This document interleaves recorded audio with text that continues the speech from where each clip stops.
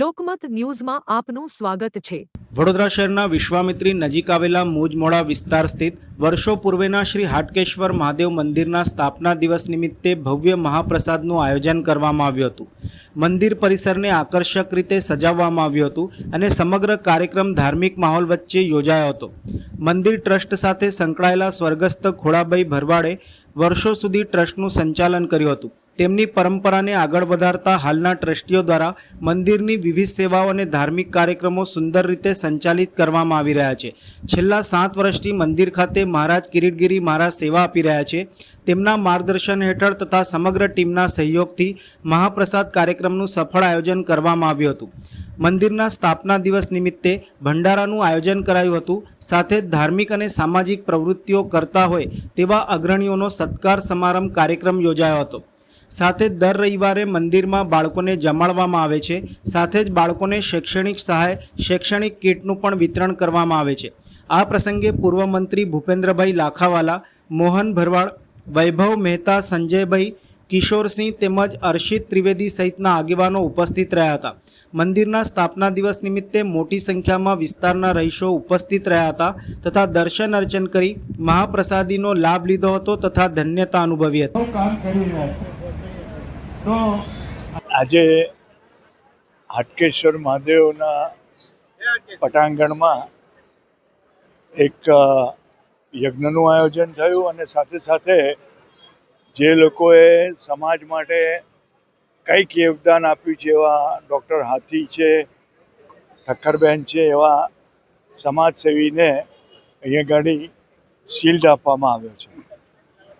હાટકેશ્વર મહાદેવ 250 વર્ષ જૂનું મંદિર છે અને ખાસ કરીને નાગા સમાજના કુળદેવતા છે। અહીંયા આ જે આયોજન છે એમાં ભંડારો બી છે, સન્માન બી છે અને મહાદેવનો જીર્ણોદ્ધાર થઈ રહ્યો છે એમાં સૌ યોગદાન આપે એવું મુખ્ય આશય છે। જય હાટકેશ્વર।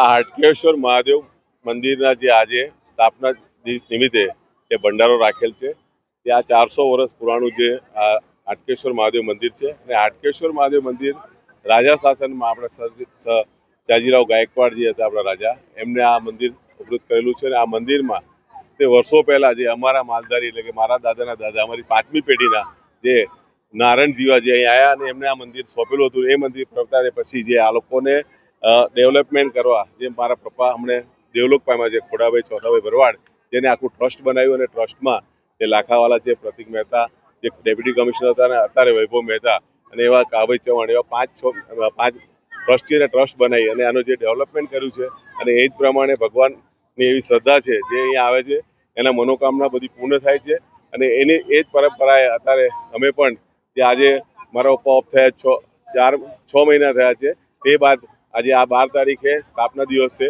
એ પ્રમાણે આજ એ જે વર્ષોથી કરતા હતા એ જ પ્રમાણે હું એમની પગે ચાલી રહ્યો છું અને આ ભંડારાનું આયોજન કર્યું છે।